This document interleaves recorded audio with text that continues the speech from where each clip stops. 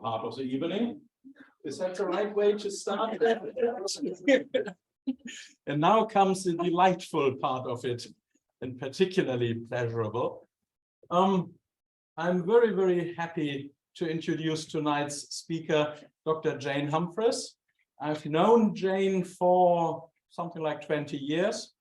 I've never been your supervisor, but I've always worked side by side, not always, but for many years, and have seen you growing and developing academically. Jane started with an MA in African archaeology, which is not known to be the most scientifically minded subject. But as many people know, the African continent yielded and still yields an amazing richness of technological development, and in particular around iron technology, much more diverse, much more ingenious than similar developments in Europe, and has been fascinated academics for many, many years, the early African iron.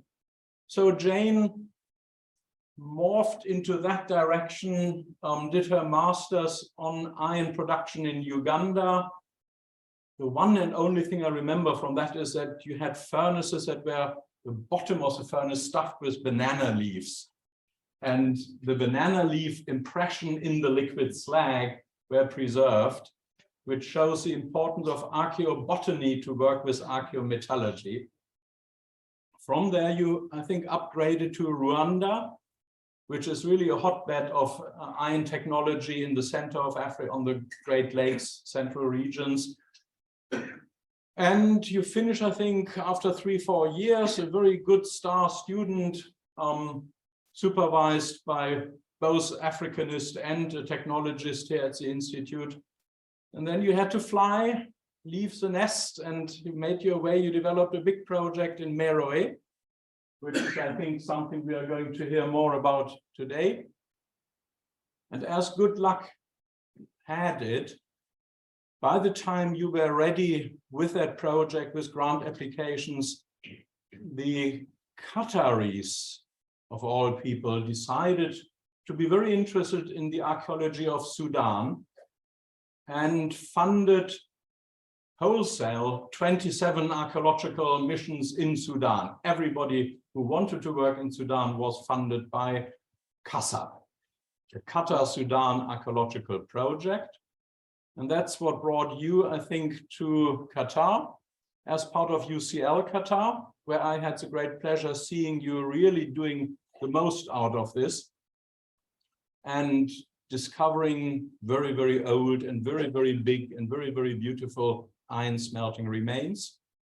Now, UCL Qatar, for the wisdom of the then provost and whatever vice provost international, was shorter lived than we all had hoped.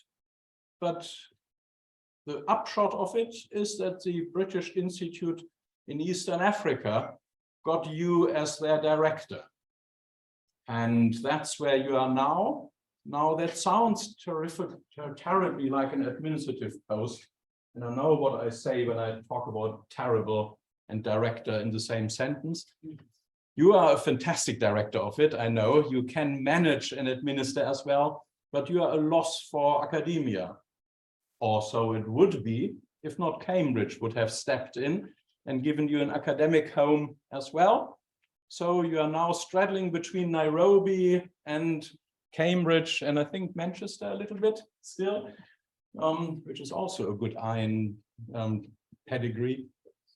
So that's broadly, quickly speaking, the background to something like 20 years of Jane Humphris.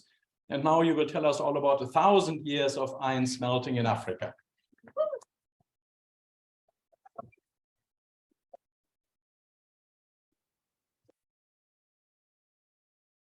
Well, thank you very much, Thilo, and thank you for the invitation to talk here this evening. And thank you all for coming to listen to me try to whiz through very, very quickly a topic that I can talk for hours and hours on. So I'll do my best not to hold us up. So to start with, I wanted to introduce the fantastic site of Meroe itself. You can see an aerial shot. And a couple of things that will sort of help you position yourself as we go through and see various maps and different slag heaps and so on. The first key feature, unfortunately, is this line here. This is part of what was conceived as the Cape to Cairo Railway. It was finished. This part of it was finished in the late 1800s, and unfortunately, it cuts through the site, and in particular, it cuts through this slag mound. We labelled all of the slag mounds MIS, Meroe Iron Slag.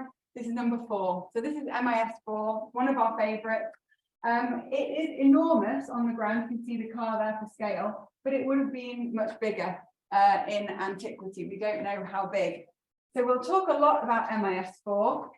Over here, we've got MIS 3, which is particularly interesting in some ways because you can just make out the remains of a temple on top of the slag heap. So a complete change in the use of this part of the site at a particular point in time. The old royal city was approached down a procession way, lined with chapels and temples and official buildings. As you walked through the procession way, you came up to the Amun temple. Behind the Amun temple, you had a royal walled enclosure where the kings, the queens, the highest elites lived in great opulence. And of course, behind that, we have the agricultural field. This hasn't changed for thousands of years. And behind that, the Nile. So this is Meroe as we see it today. And here we have a depiction of Meroe at around about 100 AD. It's a sort of fantasy, really, from Shinney and Anderson's 2004 publication. So you can see a lot of what I've been talking about. We've got the royal enclosure here, the Amun temple. The north mound and the south mound were the habitation mound. And what you can see here is the smoke rising up from the furnaces. To give a little bit of context, which I'll try and be very quick about, we're of course in modern day Sudan. And the key areas of interest when we're talking about what we're interested, which is the Kingdom of Kush, one of Africa's greatest ancient states, are the two sites here. We've got Meroe, which is situated about 150 kilometers north of Khartoum along the Nile. And we have the modern day center of Karima, where the ancient city of Napata is situated. And it's Napata that was the heartland of the Kingdom of Kush during its initial period, which has traditionally been termed the Napatan period, because of course the focus of power, the religious focus was at Napata. So we're here at Napata, and around the origins of the Kingdom of Kush are somewhat obscure, but we know that at around about 750 BC, it was organized enough and strong enough and populated enough to take advantage of a power vacuum in the north and essentially take over Egypt and beyond and rule as the 25th dynasty for over 50 years. Here you can see the sacred mountain of Jebel Barkal with the Amun temple at the front. And during this period of time, the Kingdom of Kush incorporated an awful lot of Egyptian symbolism, iconography, and ways of legitimizing power in order to rule across populations. From 280 BC, we start to talk about the Meroitic period. And the reason for this is that the royal cemeteries move from Napata in the north down to Meroe. And it's really from this point that we can term Meroe a royal city. It's probably one of many royal cities, but this is when it really comes into its own. You can see the territorial boundaries have shrunk dramatically by this time. And as I said, they only ruled as the 25th dynasty for quite a short period of time, but it still covers quite a large territorial extent. And Meroe and its surrounding landscape was a thriving landscape. It was very heavily populated with towns, religious sites. We have spectacular monumental architecture. Here you can see the site of Musawarat Asufra and Naga over here, particularly interesting because they're tens of kilometers away from the Nile. So it required a very specific technological approach to be able to live in these environments. And normal village sites where everyday people were living. So we can imagine a lot of people moving around the landscape and being incredibly well connected both to each other, but also to the outside world. So what about the demand for iron? We know that Kush had a great demand for iron, which is of course why we have so much iron production remained at Meroe. Here you can see the Apedimak temple at the site of Naga, and if we look at the images on the pylon of this temple, you can see very clearly that warfare played a prominent role in the Kingdom of Kush. We have the king and queen here raising weapons in one hand, holding prisoners in the other. They were almost constantly fighting either the north, the south, or defending their eastern and western borders. So clearly there was a need for iron weapons. You've seen some examples of the monumental architecture that the Kushites are famous for, and certainly quarrying is an awful lot easier if you've got iron tools. The population of Kush is speculated. It was a large population requiring a great amount of food. And again, if you want to plow your lands, harvest your crops, iron tools are very useful. But the Kushites also developed a way of living in these very, very harsh environments and using landscapes beyond the River Nile. And these were systems of hafirs. Hafirs are man-made reservoirs cut into the natural rock. This is an aerial shot of the man-made reservoir at Muswara Athufra. In ancient times, this would have been 150 meters in diameter and 15 meters deep. It would have taken many, many years and many, many people to excavate that. And it was designed to capture the runoff from the Wadi system seasonally and enable people to live in this desert environment. And you can see this map over here, all of these dots are hafirs. So this was a big technology requiring iron tools to enable the people to move their herds across the desert landscapes in order to feed them and then come back depending on the season. So a great demand for iron in the Kingdom of Kush. Meroe today, well, it's really defined largely by the excavations of John Garstang in the early 1900s. And you can see here John Garstang's aerial railway, and he was shifting huge quantities of spoil around the site as he was focusing his excavations on the temples and the palaces and so on and so forth. For archaeometallogists, that's a challenge, because when you get to Meroe, there are spoil heaps everywhere, and a lot of them are slag rich because there's slag everywhere. So one of the things we had to do initially was work out what is a slag heap and what is one of Garstang's spoil heaps. It seems very simple, but it was actually quite an important part of the research. And you can see some of the site management challenges that these spoil heaps create today. So here is the Amun temple at Meroe with the spoil heaps over here. The water runs off these spoil heaps in the rainy season, creating swimming pools in all of this spectacular archaeology. So the site of Meroe looks pretty, it looks in need of some serious site management strategies. It faces a lot of challenges. Nevertheless, archaeologists have demonstrated that the material culture is still there to be found. And some of the finds from the Royal Bath in the Royal City really indicate the cosmopolitan and very opulent lifestyles of the people at Meroe. We also know, as well as these great external influences, that there was a lot of indigenous craft production going on at the Royal City. And Meroe is, from a sort of site management and tourist perspective, really dwarfed by its royal cemeteries. So these are the royal cemeteries of Meroe, about 3 kilometers away. And when you're at the Royal City, especially when you're standing on the slag mound, you can see these pyramids in the distance. So this is what the site's looking like today. So in terms of a background to the research, how did we get here? Why is Meroe so important? Well, in 1909, Garstang started his excavations, and in 1912, Sayce published a phrase that many of you may be familiar with, calling Meroe the Birmingham of Africa. He was thinking about the smoke rising up from the furnaces and suggesting that Meroe was supplying huge areas with their iron needs because of the great quantities of slag. And what you can see here is an image from the John Garstang archives. This is MIS4, this is our big slag heap. You can see the railway cutting through the slag heap, which still extends back then further over. And we've lost all that. Of course, we don't exactly know how much is just spoil piled up, but it's just quite a nice image to see what the site looked like in ancient times. And this is actually the Epidemic temple on top of MIS3 that we'll be talking about. So the following decades, Meroe is incorporated into the discussions about the origins of iron production in Africa with very little actual data and certainly no dating. So Meroe is positioned within these debates, but no one really knows much about the site.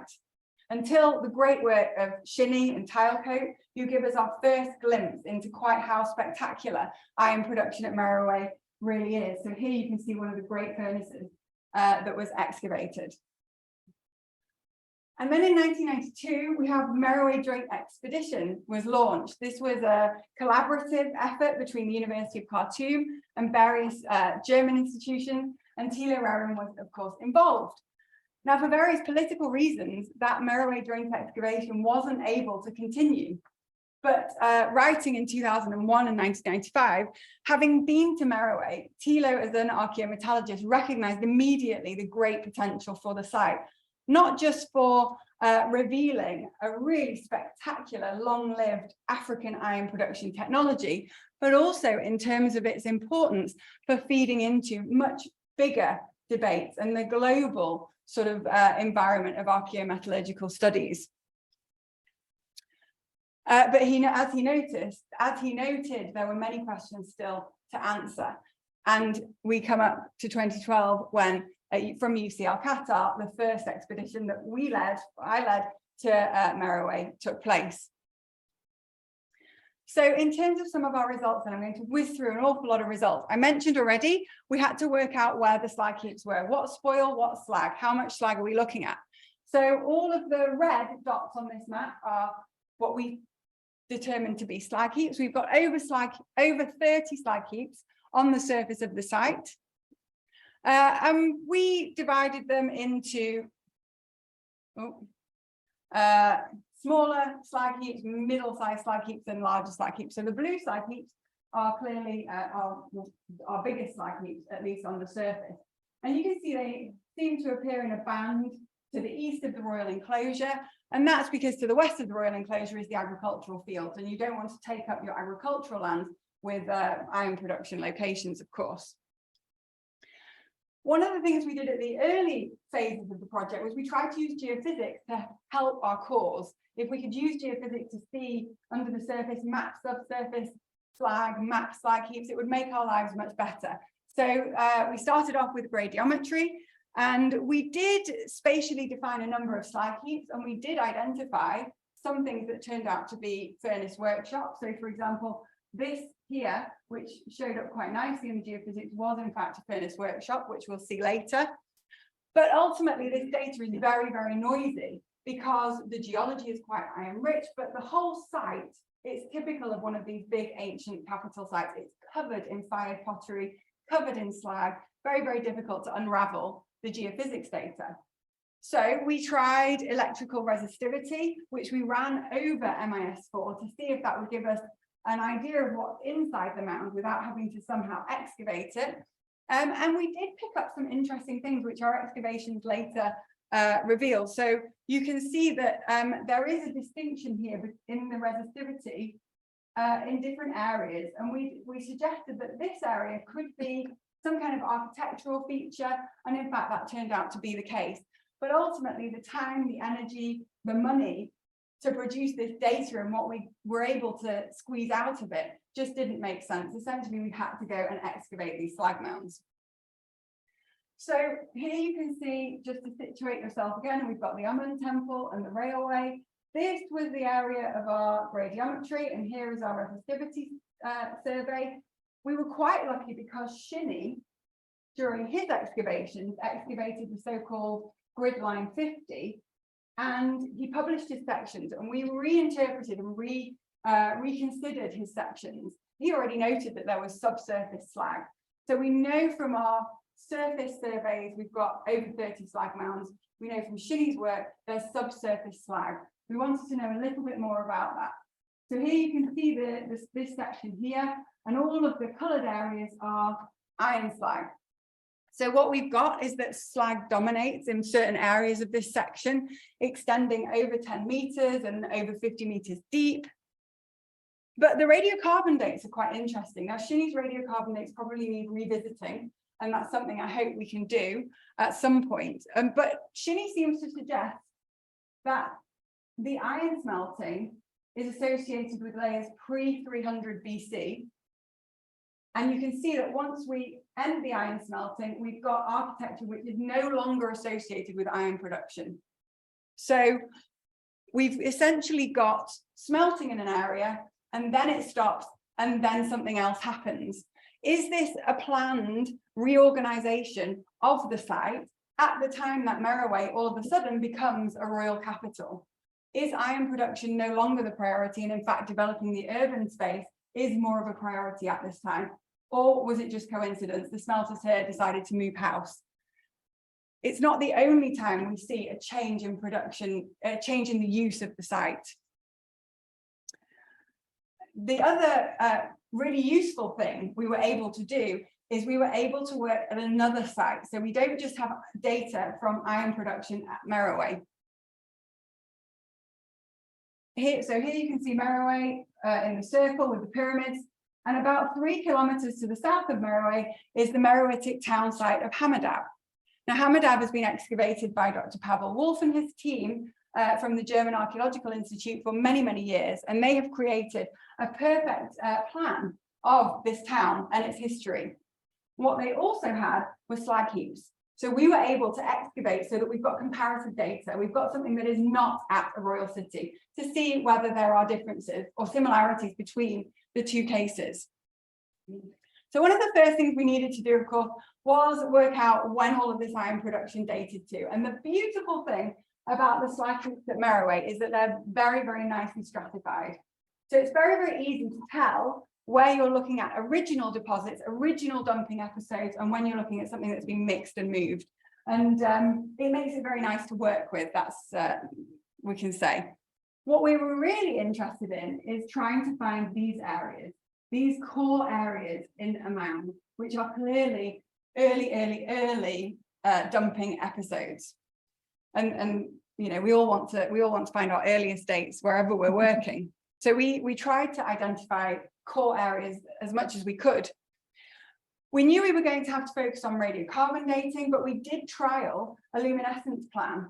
So we buried dosimeters in our trench sections for a year to collect a year's worth of background radiation. We collected our samples for OSL and TL dating. So everything we did in the dark obviously was our TL samples.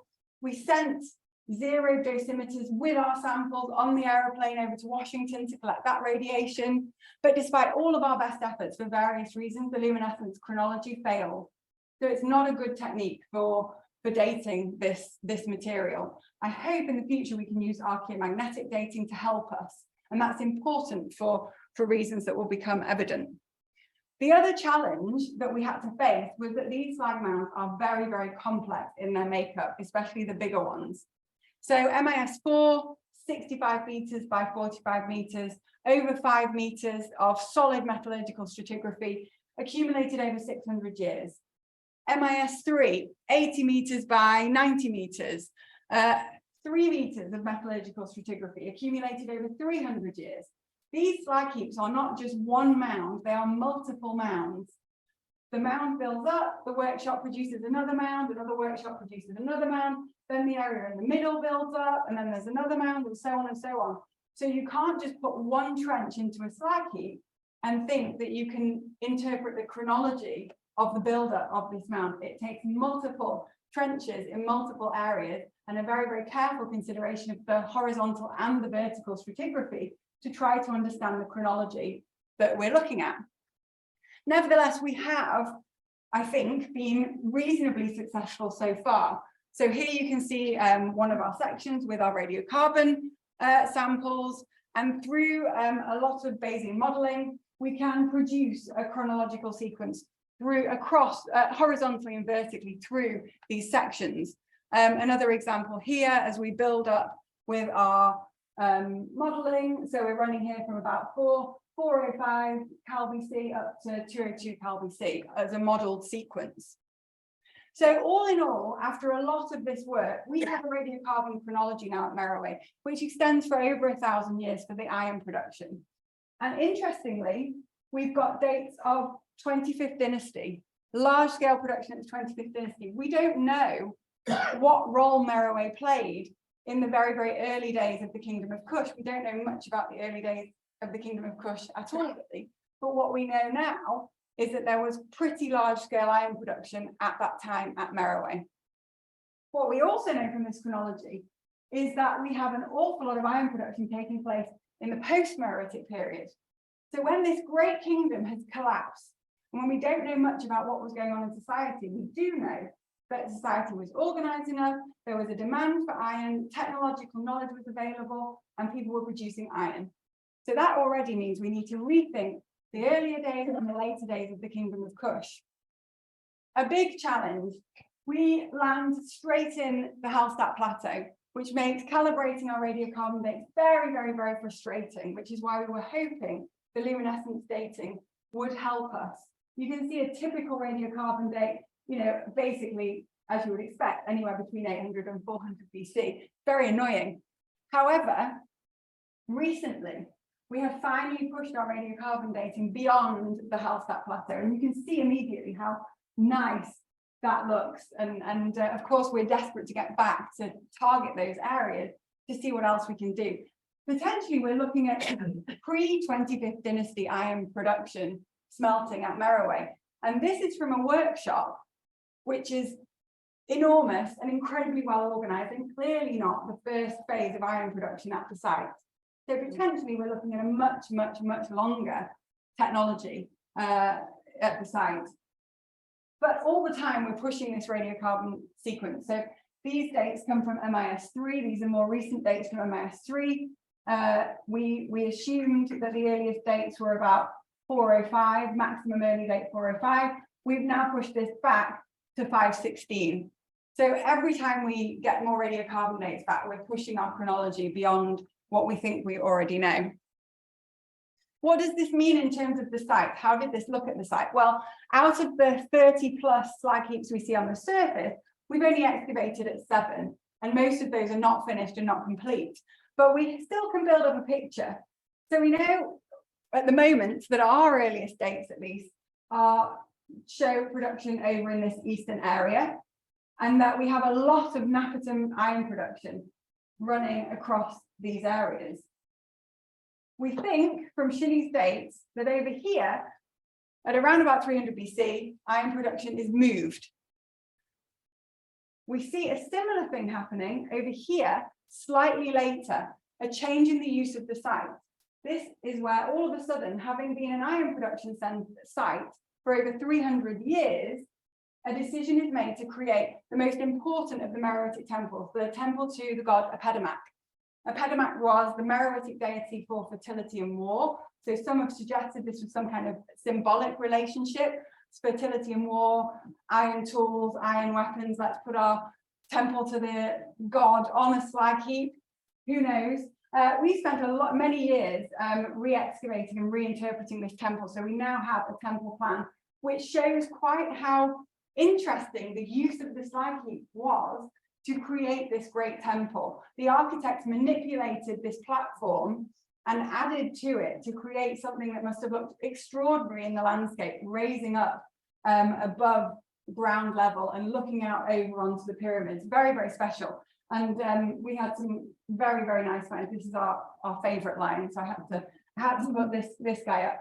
But again, we see this elsewhere as well. Not the only times that iron production centers are changed to something else. So here you can see a slag heap up here, MIS8, and hopefully it comes out, this is truncated. So they've had a slag heap and someone made the decision to cut the top off to use it as a platform for something else. And whether these choices are dictated from above, what these choices represent are really interesting research questions, which we're not quite able to answer. But we think when it comes to the temple, that the slag heap just provided a perfect platform to raise a temple and make it even more impressive than it already was. So I would argue it was a functional choice for the temple rather than a symbolic choice, but we don't know for certain. And then, of course, we have all of our post-Meroitic smelting going on elsewhere in the city. There's a huge gap in our chronology, but it must be somewhere. It's obviously we haven't got to that stage yet. And of course, we've got a lot more, many more slag heaps to tackle. But let's have a look in more detail at this Napperton iron production then. And we're looking at MIS4 and MIS3 and some of the workshops that we were uncovering. So at MIS4, we realized there was a core of a mound here, so we wanted to follow it back, which we did. We pushed the section back, and we came across this very, very substantial wall made of very, very large calcrete bricks. Now, calcrete bricks are associated with the earlier architecture of the site. Later, they were using smaller mud bricks. So we were quite excited and quite curious about what this would be. And in fact, it turned out that it was an enormous furnace workshop. Now, I hadn't imagined we would find furnace workshop inside the slag mound. We've been looking outside the slag mounds, but in fact, here they are. So you can see this is 7 meters by 5 meters. We have a substantial workshop made of calcrete bricks. The wall of this workshop is raised over time, and the slag is thrown outside. And as the slag builds up, the wall's raised. This is so well preserved because at a certain point there was a catastrophic collapse of one of the walls onto the furnace. I always wonder if they were surprised when that happened. We have this large furnace at the east. There is an installation at the western end of the workshop, but we haven't yet managed to finish that yet. We have a sloped tapping ramp in front of the furnace and a lot of vitrified lining around the furnace. 6 large ceramic bellows pots. The operation of the bellows pots is confusing. You would automatically assume that you would sort of sit a person behind each pair, but actually you can't physically sit behind this bellows pot. So operation of bellows pots is, it can't have been that comfortable, let's say. The tuyere holes are at the top of the bellows pots. The bellows pots are embedded into the furnace workshop floor. None of this quite made sense to us. The tuyers are almost horizontal and they don't penetrate the furnace itself. Here you can see a frontal view. So just to emphasize, these tuyers stop at the furnace, and this is all the vitrified furnace lining that we find everywhere at Meroe. And again, and you can see these tuyer holes at the very, very top of the bellows. How does that compare to another early furnace workshop? Well, while we were excavating at the temple, we came across, as you can see, a large calcrete wall cut across by the later terracing wall of the temple. You can see the smaller mud bricks there. So we got special permission from the National Corporation for Antiquities and Museums in Sudan to document and cut through the temple terracing wall to reveal this structure here. Slightly smaller furnace workshop, and slightly different, but really nice insight into production. So first of all, you can see, again, we've got a substantial calcrete brick made furnace workshop with the walls being raised as the slag builds up. We have post holes in the walls, and we also find matte impressed mud. So clearly they've made some kind of shelter for their bellows operators. And while we were doing our experiments, that was absolutely critical. We couldn't have conceived of having people in the sun, in the blazing sun, trying to operate these furnaces for hours and hours. You can also hopefully make out the impression of the bellows pots. As the furnace floor is raised over time, the bellows pots move higher and higher and higher. These structures are designed to be used for decades, if not longer. 4 ceramic bellows pots this time, embedded in the workshop floor again with almost horizontal tuyers, not penetrating into the furnace. A lot of this vitrified lining, which is clearly crucial. And this time the furnace at the eastern end of the workshop and another installation at the west. The slag, we haven't finished or really started in any detail the analysis of all of the slag we've been collecting. But from what we've looked at, it seems to be a very clean slag, indicating probably quite an efficient process, which was also something that Thilo's analysis suggested. What we also find in the slag are these oolites, these egg-shaped features in the slag. And this links back to the ore, as you'll see. What about later and post-Meroitic iron production at Meroe? So I would place Shinny's workshops in this category rather than in an earlier category. And this is where it would be very, very useful to go back, re-excavate some of his work and try to find some charcoal samples. You can see, though, that Shinny's workshop is very similar to the workshop that we excavated on the slag mound MIS6. So particular features then, they are sinking their workshop floor and lining this with reused red bricks from around the city. You walk down into the workshop floor and almost immediately you're confronted with a sunken pit in front of a sloped tapping ramp. Probably 4 to 6 bellows pots raised above and behind the furnaces. So you can see there are similarities but differences between the earlier workshops and these workshops. They certainly appear a lot more haphazardly constructed. How does this compare to a non-Royal City setting? Really, really interesting comparison here. So the iron production at Meroe at Hammerdab, when we started looking into it, is very minimal. We see these very thin lenses sitting on top of earlier Meroitic architecture, and the radiocarbon dates clearly show this is mostly post-Meroitic iron production.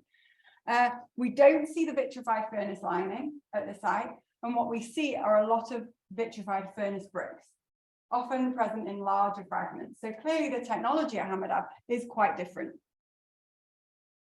We used experimental approaches to try to understand a bit more about these technological choices that we were seeing in the archaeological record, because some of them didn't really fit our traditional way of thinking about iron production.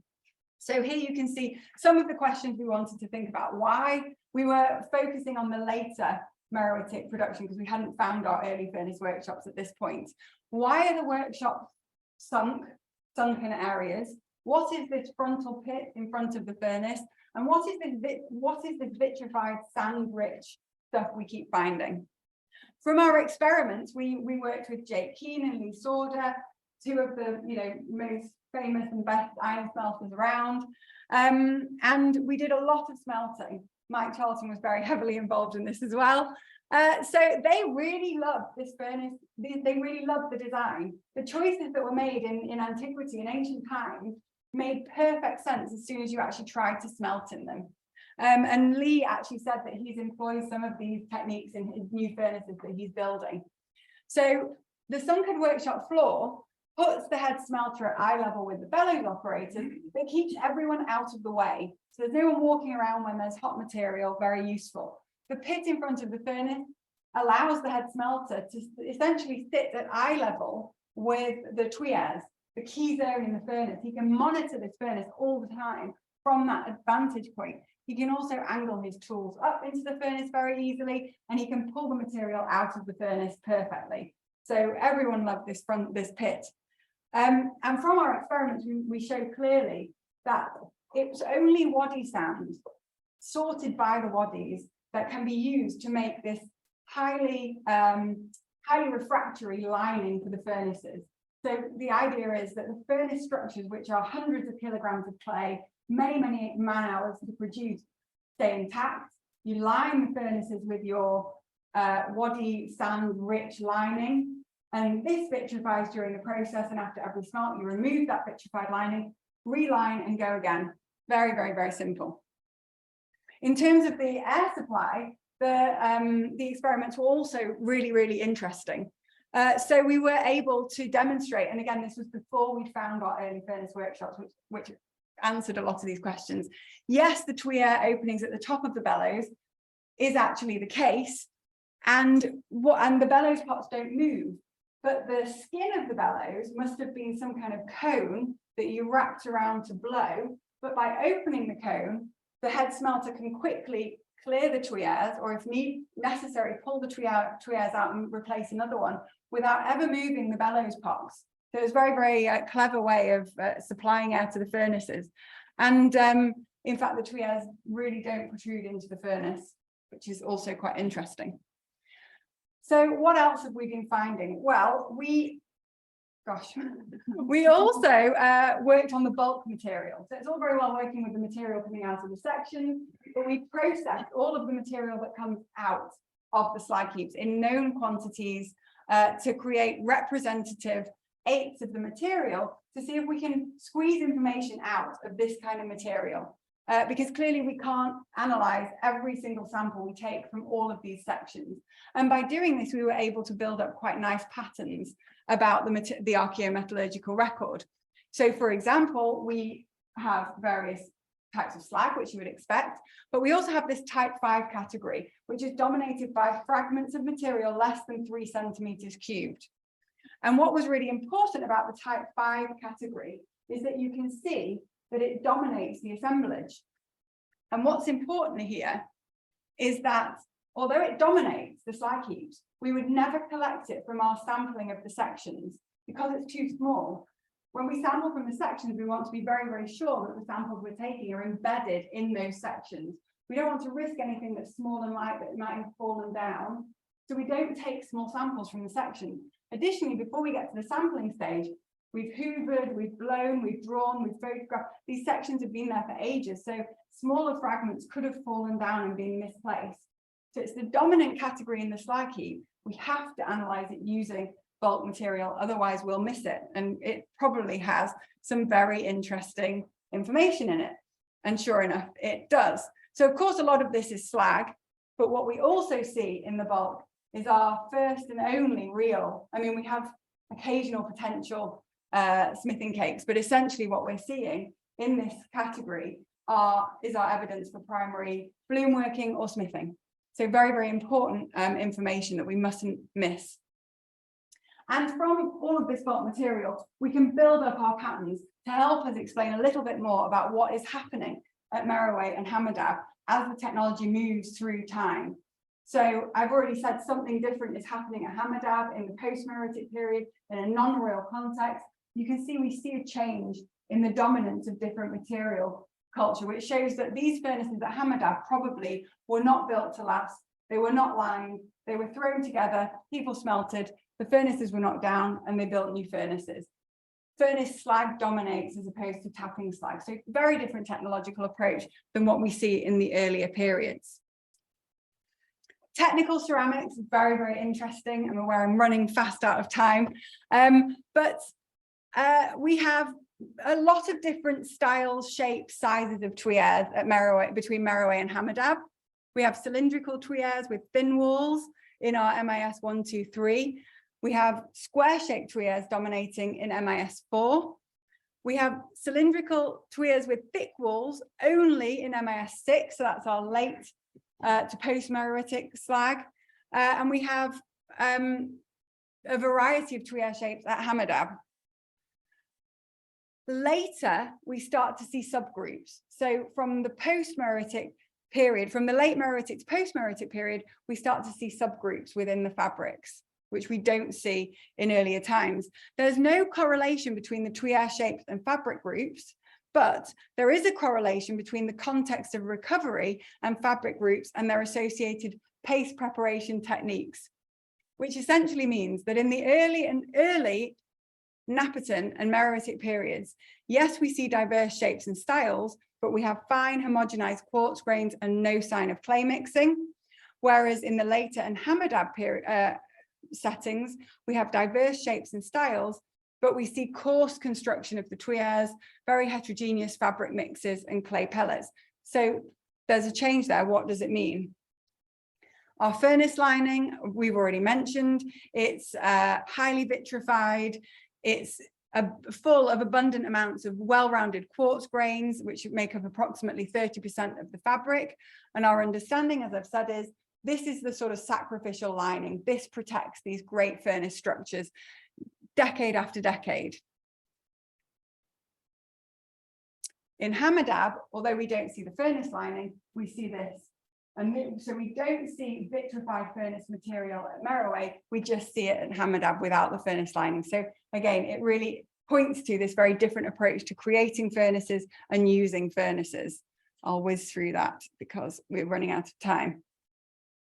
So the production of technical ceramics seems highly specialized during the Napperton and early Meroitic periods.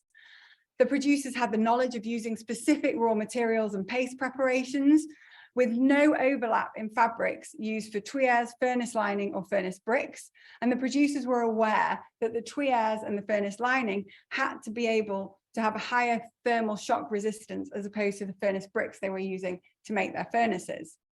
In later and post-Meroitic periods at Meroe, the technical ceramics continue to exhibit high levels of technical specialization. There's still no overlap in the ceramic fabrics used to make the tuyères, lining and bricks.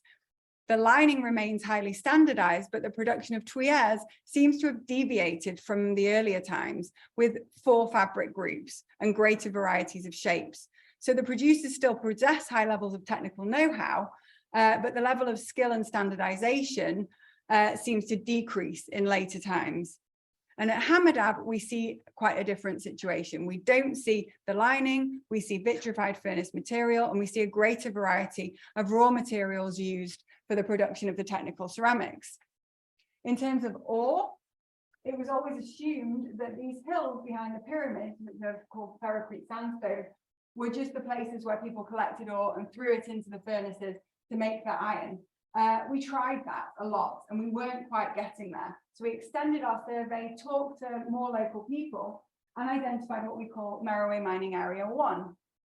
So here you can see an aerial view of the mining area, and it's very obvious that we've got all of these sort of sediment-filled depressions across the plateau and running around the sides of the plateau.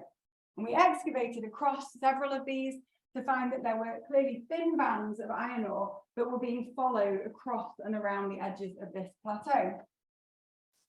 Occasionally, we find fragments of slag. This is 12 kilometers away from the Royal City. It was hard enough to drive. So these people didn't want to walk there, collect a load and bring it back. They wanted to test it as they moved across the plateau, which seems very sensible. We also found occasional bricks. It's a very inhospitable location, no shade, no shelter from the wind. So they were obviously building structures. We even found a fragment of a statue. So this depicts the skirt of a king or a queen or a god. Was there a great statue up at the mining area? Well, maybe, but we didn't find anything else, unfortunately. We did look very hard, but it gives a sort of potential insight into the idea that there might have been a reminder of who was in control or why this tedious labor was so important. And on analysis, the ore from this area is oolitic bearing hematite. And of course, we have our oolite structures in our slag. And it seems that they were using this ore for the entire period of smelting that we're looking at. And as I've already said, our experiments support this. Fuel. We wanted to test if all of this production was having a massive impact on the environment. And if it was, we might expect to see a lot of different types of wood species in our charcoal assemblage. So we analysed quite a lot of charcoal from metallurgical contexts and some from non-metallurgical contexts for comparison. And we saw extreme selective use of one type of tree. So metallurgical context from the Napperton and early Meroitic period, specifically selecting Archaeo-Metallurgical. From the later and post-Meroitic period at Meroe, same pattern. Late and post-Meroitic period at Hammerdab, same pattern. If we look at the non-metallurgical context, we see greater variety and less selection, less extreme selection. So what we can say is that there clearly was highly selective use of Archaeo-Metallurgical for fuel. Why? It's structurally stable and highly calorific, so the ideal fuel for smelting. Our assemblage, we realized, was full of small twigs and branches. So our interpretation is that the people responsible for supplying the fuel were managing their woodland to ensure a continuity of supply. And interestingly, the tree is also the tree where they procure the gum araby from, which has been used throughout time as an important material for painting. It's got medicinal uses. It's a sort of glue. So a sort of double reason to preserve the environment, essentially. So our key observations. Iron production at Meroe was clearly a major part of the day-to-day activities at the site for hundreds of years, meeting significant demand for iron tools, weapons, and so on. And as such, the technological approaches across space and time clearly reflect changing social, economic, and political frameworks of Meroe and the Kingdom of Kush.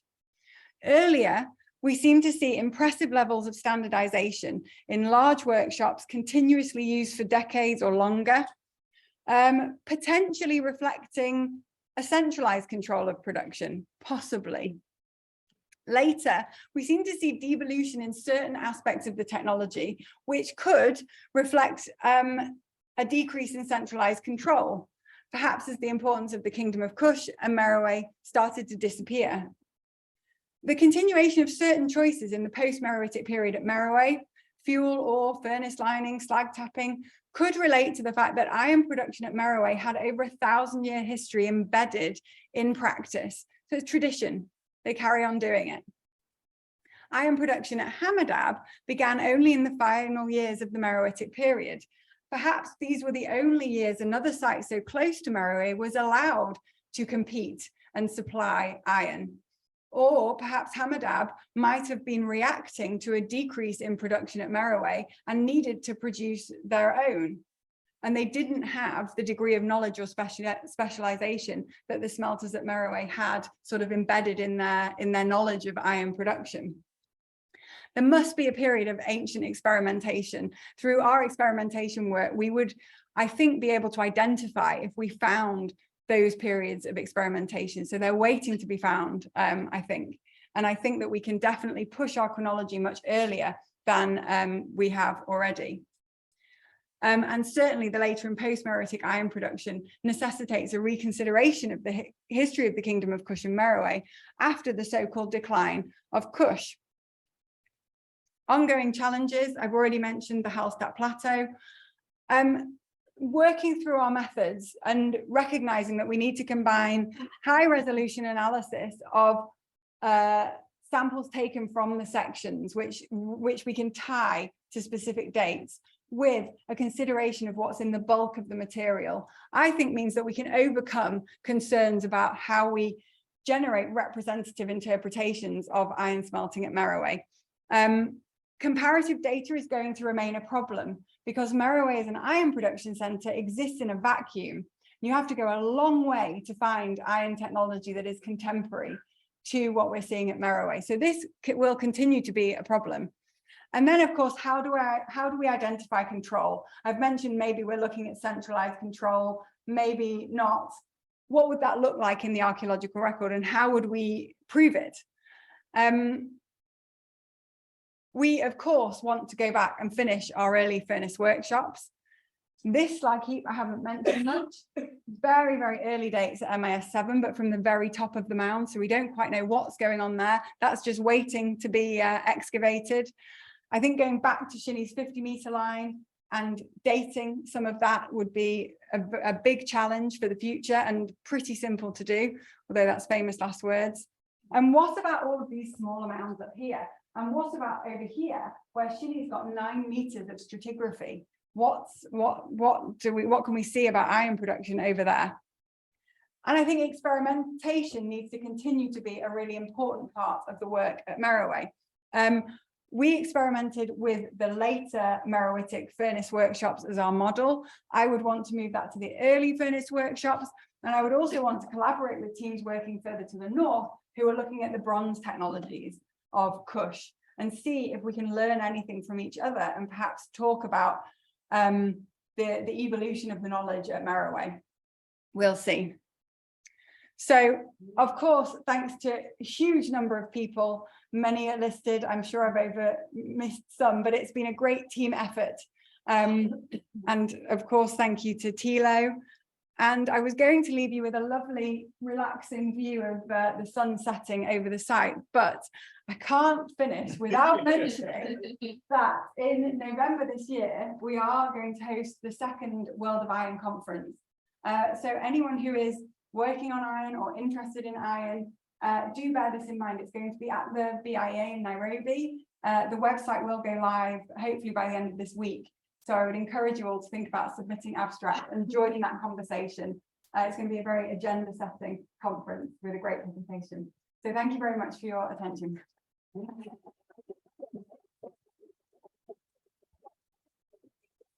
Jane, thank you very much. I have asked online for questions, but I'm actually going to open the floor. I'm going to use my position as someone opening the floor.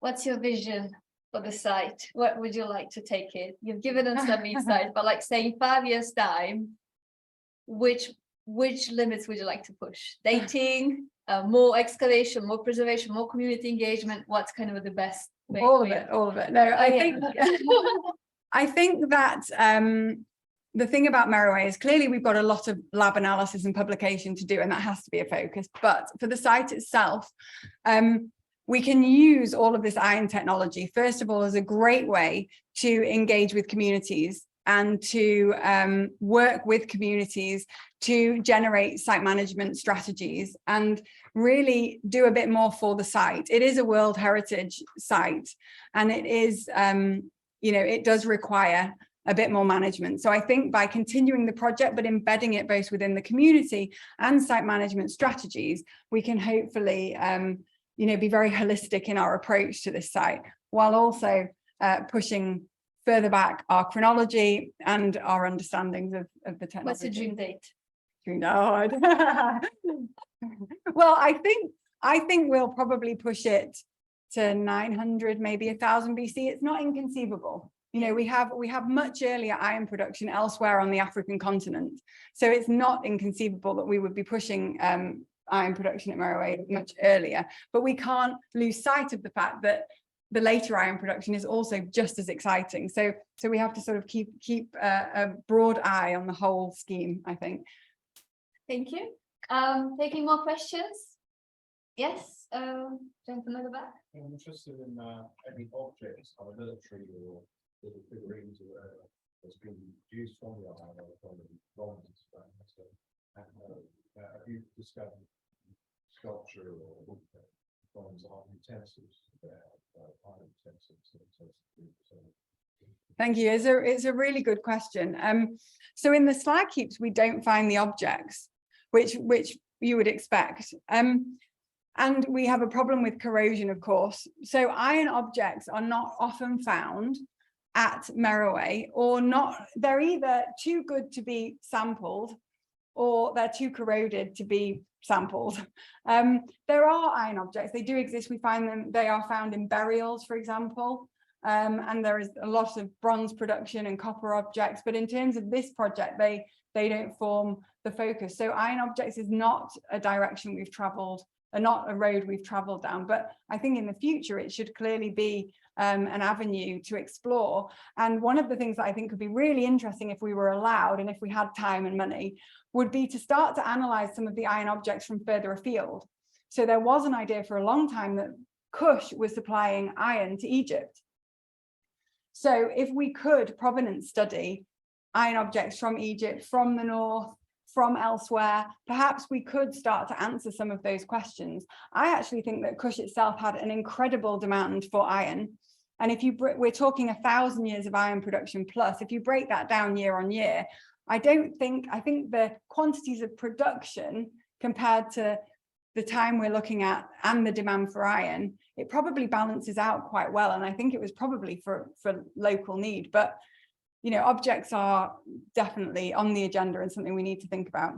I just raised it because in two Parmoons, they found an iron and that goes back to 1950. So if Kush is supplying Egypt, we could start in iron smelting and Kush is far back in 1003. So the dagger, Tilo actually analyzed the dagger, and that one is meteoric iron. All the iron from ground and wood is meteoritic. Yes, but it's We can take another question. How did the rise of the Meroe impact on the international relations between the Egyptian Empire and other empires such as Hittite, and the Arab and Islamic empires over 1,000 year period?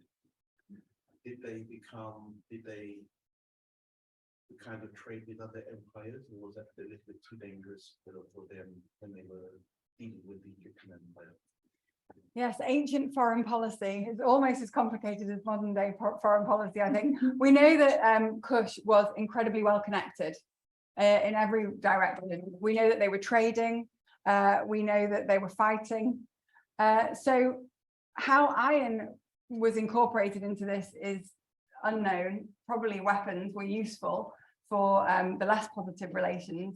But I mean, the Kingdom of Kush is embedded within very, very complex relationships, north, south, west, east. So I think that's a bigger question that I've probably got time to think about.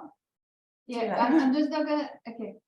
Well, I think it's clear that through that 25th dynasty, they had a very strong interaction with Egypt. And if you look at the architecture, that is copying Egyptian architecture from much older times. There was mutual inspiration.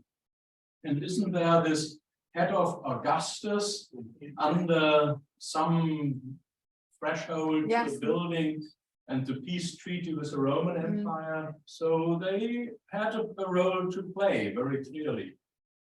Thank you very much for that. One more question, very short. Thank you very much. It was excellent. I have just a question regarding Bayesian modeling or the radiocarbon dating hitting the wall of the Hausa Plateau and the slag heaps, slag mounds. Are you able to identify material culture other than metal that you can use as other combined priors, or let's say at least focusing on, or let's say defining probability distribution for radiocarbon dating to sort of kick out all the things that are definitely not alpha and therefore useful, or is it just flat? We have some domestic pottery, which helps. So we can use a sort of relative radiocarbon, relative dating sequence to help us. But the problem is even the pottery sequences are not refined enough to really help us in any concrete way. So we rely a lot on our radiocarbon dating, unfortunately. But as I say, there are teams doing archaeomagnetic dating, which looks like it could hold great potential. And that's definitely a route we would want to explore. Having said that, I think we have to be very careful about where we use our resources and where we channel our money. And if we, you know, Hallstatt Plateau, okay, it's a great period of time for the Kingdom of Kush. It's, you know, Napatan period. Do we need to spend money refining that? Or should we just focus on radiocarbon dating and trying to find better stratigraphies, earlier stratigraphies, later stratigraphies? So, you know, it's got to be a sort of cost balance and what will have the greatest impact. Is it very quick one? Yeah, super quick. Thank you so much. I was wondering if you are planning to do any form of residue analysis in the ceramic material that you found to look at possibly what kind of food items or drink that were processed in the ceramics that points at possible ritual or libation at the production sites. Other people are doing it, thank goodness. We don't have to worry about that. There's a team based at the German Archaeological Institute who are doing exactly that. So there's a lot of work going on, which I can point you in the right direction. And I'm just cutting it short, just because we would like to continue these conversations. I would first like to thank Jane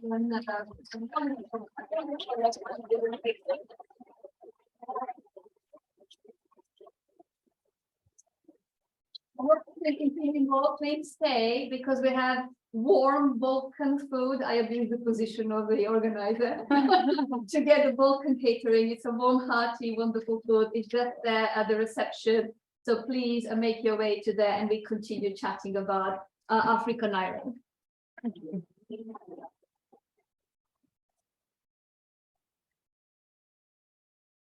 Okay, I'll just Okay, deal with one by one. Yes, I'll just stop the recording this way. Oh, don't worry, I'm just gonna stop the recording.